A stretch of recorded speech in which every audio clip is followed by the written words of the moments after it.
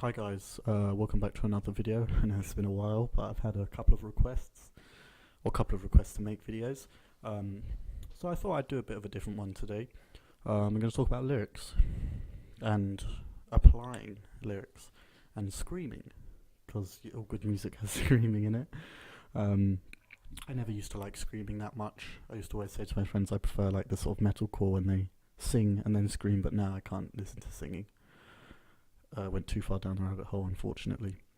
Listened to Sonaja within a few too many times. Anyway, so basically, I've written a few albums, and most of them don't have lyrics on them. They're just instrumental. And I think my reasoning for that is that most of my albums are sort of about emotions. And I don't really see how you can use lyrics to describe emotions. I think emotions are so complicated that you may as well leave the words out of it, because what more can they add that music can't?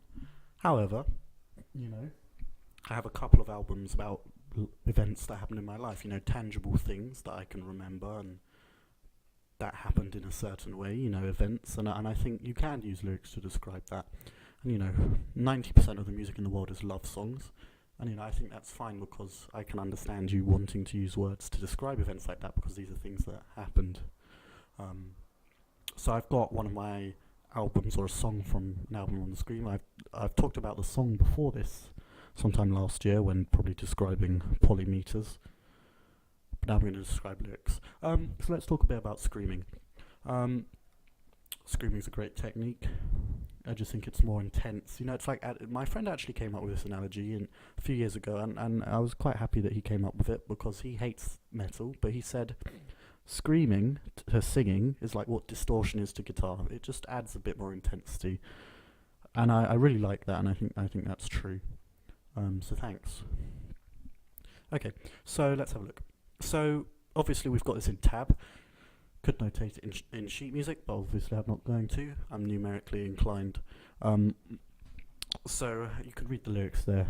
Probably put you in a bad mood. But as you can see, they've sort of split into parts, and the reason I like to do this is if you're if you know about screaming, you know that there are different registers you can scream in. So you sort of have the main mid register, which I use at 2, which you can see on my screen there.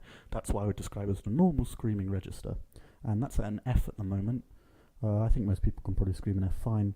Obviously the music is in the key of F, because that's the lowest note on the 8th string that I usually tune to, and that Meshuggah tune to, so it's sensible to base the vocals around that.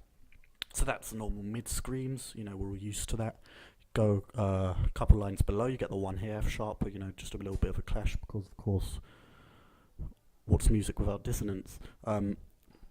So lower screaming is a really good technique. You get low, could be called guttural growls, whatever you want to use it, just the lower register of the voice.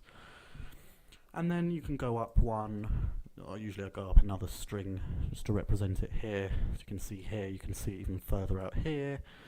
Just different registers. Those are the high screams. You could call it fry screaming, I guess, if you're really into your metalcore. Yeah, so that's just how I represent it, and I have different notes, and this is where the pitch comes in, because that's more about register, and we all agree we can sing in different registers and scream in different registers, but what about actually screaming pitches? I don't know my opinion on copyright. I guess I'll try and put in a couple of examples.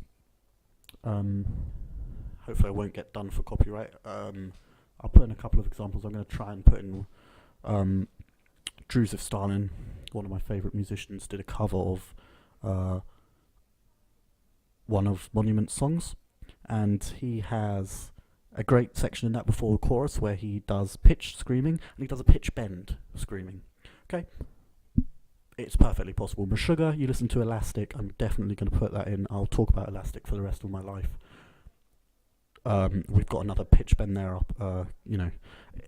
Pitch screaming is definitely doable. We just don't explore it, because the voice, especially in metal, is just one of those instruments you just don't notate. So, and that's a hindrance. It's a massive hindrance, not notating stuff. So of course you're not going to be able to explore the techniques fully if you're not writing it down. But there we go. Here I am, 2018, writing it down. So hopefully you'll hear those examples, and I'm going to show you examples in MIDI. So what I'm going to do is I represent the vocals in MIDI with an oboe. Okay, so it's not wonderful, but does the job. Obviously you're not going to be able to hear the words, but you'll be able to hear the rhythm, so I'm just going to play this line soloed, so no other instruments. So let's have a listen.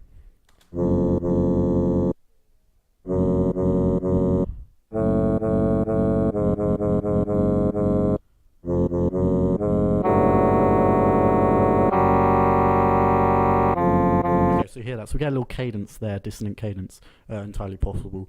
That's not an oxymoron. So if you heard it, you hear we get classic Lacrosse chords. If you watched another one of my videos, you'll know what that means. I don't expect anybody in the world apart from me to actually know what that means. But essentially we've got F sharp F, and then we have F sharp F, so swapped around the octaves. Very nice classic. And then we get a little change up in mid-register here, which is fine. And then we go down, both semitones fine. Get a little clash. It's a numerical clash. It's not really that dissonant there. Fine. Here we go here. Melodic pattern rising, 2, 3, 5, nice minor scale, and then we get these nice juicy chords. That would be a bit harder to scream. It's possible. I'm not saying I could do it, maybe with practice, years of practice. I never practice vocals because I just don't want other people to hear me, but I really would. I'd like them. And then here we go back down, and this is where the resolution comes in. We get the 1, 2, and we get the added 4. And I do this all the time. If you've heard of one of my other albums, so I played it to a couple of my friends. The whole album is screamed like this in 3 parts. It looks exactly like that. And now I'm gonna play that same line with the music, just so you can hear the context. If you're not used to MIDI, it might sound a bit weird. Okay.